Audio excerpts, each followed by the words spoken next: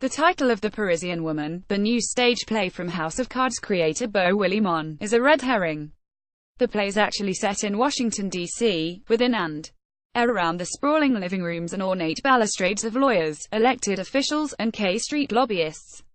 Plus, no one is French.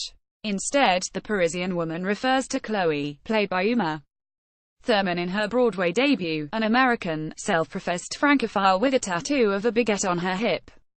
Beautiful, sharp, and soignée, Chloe's magnetic field naturally attracts the richest and most powerful residents of the nation's capital. In the play's very first scene, we meet Chloe's husband, Tom Josh Lucas, a tax attorney with political ambitions, her lover Peter Marton Csokas, a banker with a direct line to the Oval Office, and Chloe herself, who makes both men jealous by texting friends and lovers in front of them.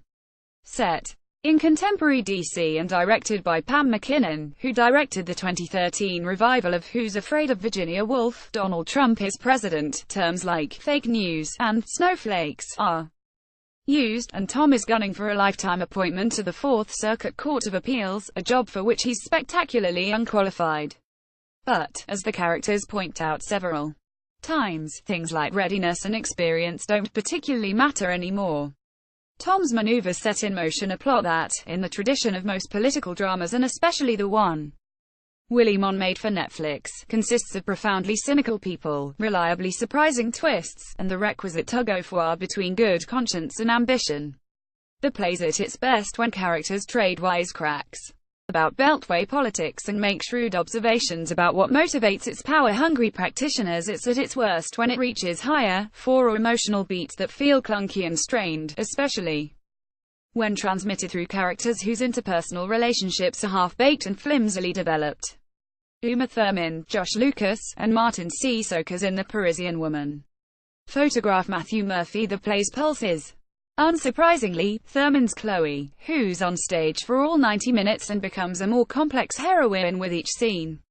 Chloe, who dresses like a dilettante and thinks like a dragon slayer, resists the easy classifications with which female characters in political entertainment are so often associated. She's neither Lady Macbeth, pulling the strings of her husband's political rise, nor is she the beleaguered wife set adrift by his ambition.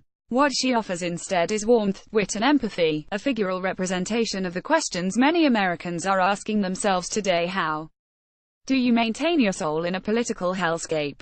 Are people really more than their politics? Are they just a product of their politics? Along the way, various characters, including Jeanette, played by the fantastic, droll Blair Brown, who's the newly appointed chair of the Federal Reserve, try to schmooze members of the administration on Tom's behalf. Names like Ivanka, General Kelly, General Mattis are casually thrown around, as are one-liners about the president's Twitter habits and his tendency to regurgitate the last opinion he heard. These jokes are a bit of a mixed bag, ranging from clever to canned, but, like the administration itself, they amount to a sense of exhaustion as the easy laughs become tiresome. Hamilton's Philippa Sue, as Jeanette's liberal, Ivy-educated, single-payer supporting daughter Rebecca, provides an ideological and generational antidote to the power brokers for whom Trump elicits little more than a shrug.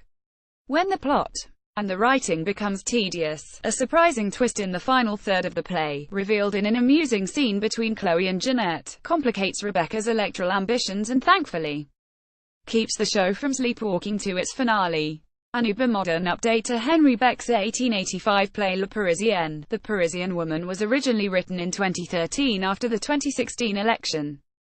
Willimon felt the need to rejigger the script to make it better reflect the times.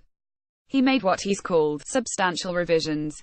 But since this is a play that centralizes character and milieu more than it does story, its themes might have been better emphasized were they not suffused with Trump and his aura. After all, DC has always been a minefield of questionable morals and ulterior motives. But where Thurman's electric presence nearly salvages the script's contrivances, virtually nothing would be changed were they excised.